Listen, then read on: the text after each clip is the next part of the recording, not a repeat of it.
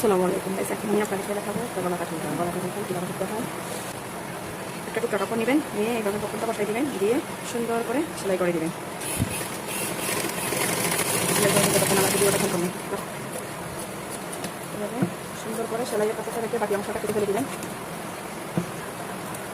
সেলাইয়ের জন্য 200টা করে আমার সামনে গলা সেলাই করে দেখেন তো কেমন হয়েছে আমার গলাটা।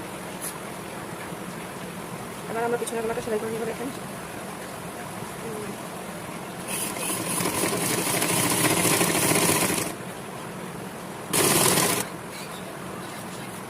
সেম সামনের গলার মতো 200টা রেখে সেলাইয়ের জন্য বাকিটা আপনারা কেটে দেবেন।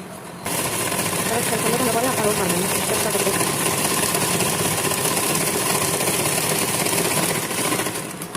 দেখেন এটা হচ্ছে পেছনের গলাটা।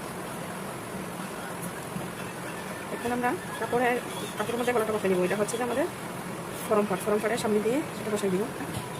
গলাটা কীভাবে বসাইতে হয়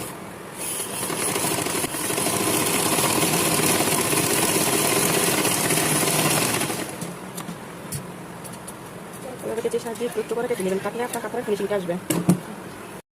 দেখেন গলাটা আমি লাগাইছি, যে এখন আমি এটাকে সেলাই করে দেবো। ওখানে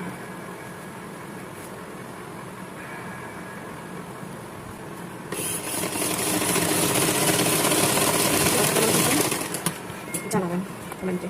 দেখেন তো গলা ফিনিশিং এটা হচ্ছে সামনের গলা, কেমন হচ্ছে জানাবেন আমাকে কমেন্টে। এখন আমরা পিছনের গলাটা লাগিয়ে নিব। দেখেন পিছনের গলাটা কীভাবে। এখন আমরা পিছনের গলাটা সেলাই করে নিব। দেখতে থাকুন, আমাদের সাথে থাকুন, তাইলে আপনারা বুঝতে পারবেন। দেখুন আমাদের পিছনের গলা বেল্ট শেষ। পিছনের গলায় কাজ সেলাইটা হবে আপনার বর্তমান কাজ থেকে। দেখেন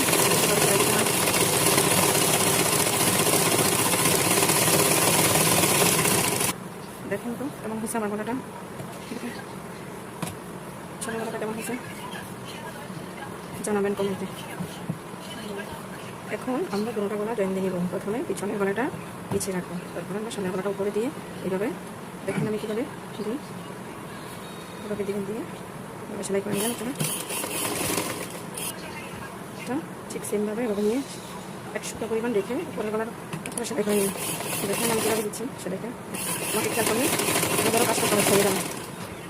দেখেন আমাদের দুটোটা গলা সেলাই করা কমপ্লিট। এটা হচ্ছে সামনের গলা, এটা হচ্ছে পিছনের গলা। গলাগুলো কেমন হয়েছে আমাকে কমেন্টে জানাবেন। আল্লাহ হাফেজ।